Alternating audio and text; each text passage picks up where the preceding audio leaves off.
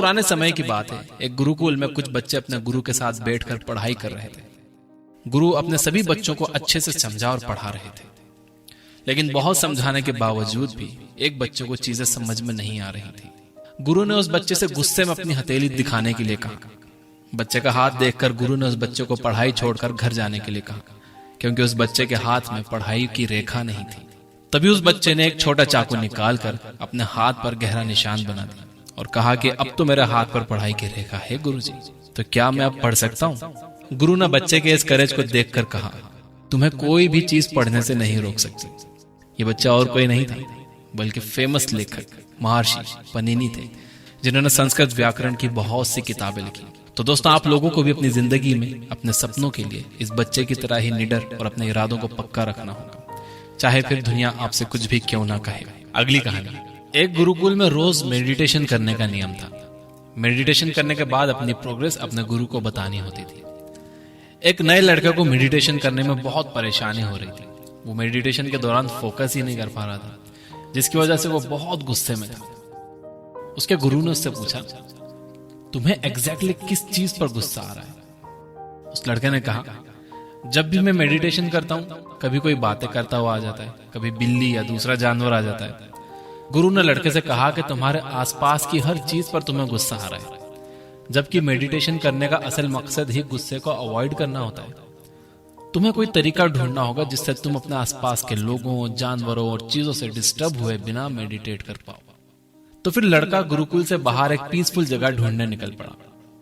उसे एक बहुत शांत एक नदी का किनारा दिखा। उसने वहीं पर अपनी चादर बिछाकर मेडिटेशन करना शुरू किया। जैसे ही उसने आंख बंद की तो उसे हवा चलने की आवाज आई, तो वो उस पर गुस्सा हो गया। फिर पेड़ के पत्तों की आवाज आई तो उसे उस पर गुस्सा आ गया। कभी पक्षियों की आवाज आई तो उसे उस पर गुस्सा आने लगा।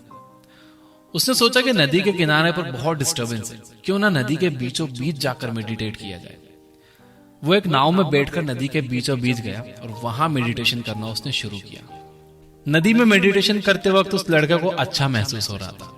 फिर वो रोज नाव में बैठकर नदी के बीच में जाकर मेडिटेशन करने लगा। अब वो खुश था कि उसे कोई डिस्टर्ब नहीं कर रहा है और वो मेडिटेट कर पा रहा है। एक दिन नदी में मेडिटेशन करते वक्त उसे पानी के छपछपाने की आवाज आई। उसने आंखें खोली तो देखा कि एक बड़ी सी नाव उसकी तरफ आ रही थी। वो बहुत गुस्सा हो गया। वो गुस्से में चिल्लाने लगा, अपनी नाव को यहां मत लाओ, उसे मोड़ लो। लेकिन उस नाव ने इस लड़के की नाव को टक्कर मार दी। लड़का बहुत गुस्से में था, लेकिन जब उसने उस बड़ी नाव में देखा तो उसमें कोई भी नहीं था। वो नाव तेज हवा और पानी के बहाव से वहां आ गई थी। तब उस लड़के को अपने गुरु का सवाल फिर से याद आया कि तुम्हें एग्जैक्टली किस पर गुस्सा आता है।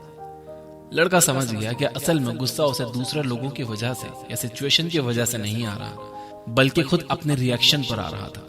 इसके बाद से लड़के ने फिर से गुरुकुल के अंदर मेडिटेशन करना शुरू कर दिया, जहां पर पहले ही की तरह डिस्टरबेंस था, लेकिन अब उसने उस शोर को एक खाली नाव की तरह समझना शुरू कर दिया था।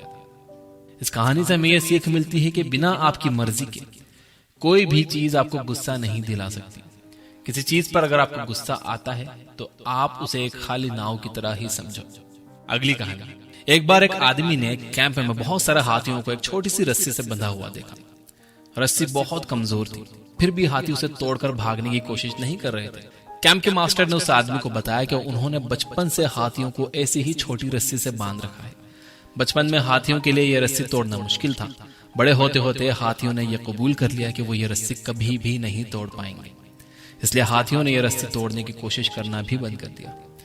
इस तरह से इंसान भी अपनी जिंदगी के कुछ फेलियर्स के बाद ये यकीन कर लेते हैं कि वो कभी जीत नहीं पाएंगे, या पहले कभी उन्होंने कुछ देखा है कि किसी चीज में किसी को नुकसान हो गया है तो ये भी उसको नहीं कर पाएंगे। आपको ये बात हमेशा याद रखना चाहिए कि अगर कोई पत्थर हथौड़ों के 100वें वार से टूटता है तो इसका मतलब ये बिल्कुल नहीं हुआ कि पहला वार बेकार था। आपको अपने गोल्स और सपनों को पूरा करने के लिए लगातार कोशिशें करते रहना चाहिए। एक दिन आप इतने कैपेबल जरूर हो जाओगे कि अपना गोल हासिल कर सको। अगली कहानी। एक बार एक राजा ने अपने राज्य के एक रास्ते पर बड़ा सा पत्थर रखवा दिया और छुप कर उस रास्ते पर नजर रखने लगा। राजा देखना चाहते थे कि कौन उस पत्थर को हटाएगा। उस रास्ते से बहुत से लोग निकले, लेकिन किसी ने पत्थर नहीं हटाया, बल्कि कुछ लोगों ने रास्ता साफ ना होने की वजह से राजा को ही दोष दिया। तभी वहां एक आदमी सब्जियों का तांगा लेकर उस रास्ते पर आया। उस आदमी ने बहुत मेहनत करके उस पत्थर को हटाया, पत्थर के नीचे एक लिफाफे में सोने के सिक्के और एक कागज रखा हुआ था जिस पर लिखा था कि ये इनाम पत्थर हटाने वाले के लिए है। इस कहानी से हमें ये सीख मिलती है कि हमारे रास्ते में आने वाली रुकावट हमें और बेहतर करने और बेहतर बनने की अपॉर्चुनिटी भी देती है। यह हमारे ऊपर डिपेंड करता है कि हम कैसे उस अपॉर्चुनिटी का फायदा उठा सकते हैं। अगली कहानी। एक लड़की अंधी होने की वजह से खुद से बहुत नफरत करती थी। उसे पूरी दुनिया में सिर्फ अपने बॉयफ्रेंड से ही प्यार था। वो अक्सर अपने बॉयफ्रेंड से कहती थी कि अगर वो देख पाती तो तुरंत उससे शादी कर लेती। एक दिन उस लड़की को किसी ने आंखें डोनेट कर दी, जिसके बाद वो पूरी दुनिया को देख सकती थी। फिर उसके बॉयफ्रेंड ने उससे पूछा कि अब तुम सब कुछ देख सकती हो तो क्या अब मुझसे शादी करोगी? लड़की अपने बॉयफ्रेंड को देखकर हैरान हो गई क्योंकि उसका बॉयफ्रेंड भी अंधा था। लड़की ने उससे शादी करने से इनकार कर दिया, जिसके बाद लड़के ने दुखी मन के साथ उससे कहा, मेरी आंखों का ध्यान रखना, और वो वहां से चला गया। दोस्तों, जैसे जैसे इंसान के हालात बदलते हैं वैसे वैसे उनकी सोच भी बदल जाती है।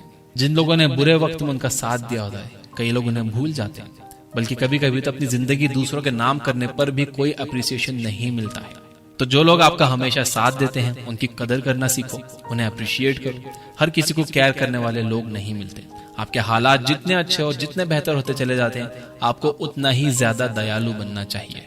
अगली कहानी। एक बार एक लड़की अपने फादर से कहती है कि मैं जिंदगी के स्ट्रगल से परेशान हो चुकी हूँ। एक परेशानी खत्म होती नहीं कि दूसरी लाइन में पहले ही खड़ी होती है। फादर अपनी बेटी की बातें सुनकर उसे अपने साथ किचन में ले जाते हैं और बैठकर देखने के लिए कहते हैं। वो 3 बर्तनों में पानी उबालते हैं और एक बर्तन में आलू, दूसरे में अंडा और तीसरे में कॉफी बीन्स डाल देते हैं। 20 मिनट के बाद अंडा आलू प्लेट में और कॉफी को कप में निकालते हैं और अपनी बेटी को समझाते हैं कि ये आलू हार्ड से सॉफ्ट हो गया, अंडा नाजुक से हार्ड बन गया और कॉफी बीन्स ने एक टेस्टी ड्रिंक बना दी। लेकिन ये सब करने के लिए इन तीनों चीजों को गर्म पानी के स्ट्रगल को झेलना पड़ा, तब जाकर ये ऐसे बने हैं। इंसान की जिंदगी भी ऐसी ही होती है। स्ट्रगल इंसान को बेहतर बनाता है और इम्प्रूव होने का मौका देता है। अब ये आप पर निर्भर करता है कि आप स्ट्रगल को कोसोगे या उससे कुछ सीखोगे। एक इंग्लिश की कहावत है कि there are no free lunches in this world. आपको हर एक गोल के लिए मेहनत करनी ही पड़ेगी। अगली कहानी। एक स्पीकर ने स्पीच के बीच में लोगों को 2000 रुपए का नोट दिखाते हुए पूछा कि ये किस किस को चाहिए। ऑडियंस में बैठे सभी लोगों ने हाथ ऊपर कर दिया। स्पीकर ने नोट को बुरी तरह से मोड़ दिया, फिर पूछा कि अब ये किसको चाहिए। सारे लोगों ने फिर से अपने हाथ ऊपर कर दिया। इस बार स्पीकर ने नोट को बुरी तरह पैरों से रौंद कर पूछा कि अब ये किसको चाहिए। इस बार भी सबने अपने हाथ ऊपर कर लिए थे। दोस्तों, इस कहानी से हमें यह पता चलता है कि पैसों की वैल्यू कभी भी कम नहीं होती, चाहे वो कितना भी गंदा क्यों ना हो जाए। 2000 को नोट जूतों से दबाने के बाद भी 2000 का ही रहा।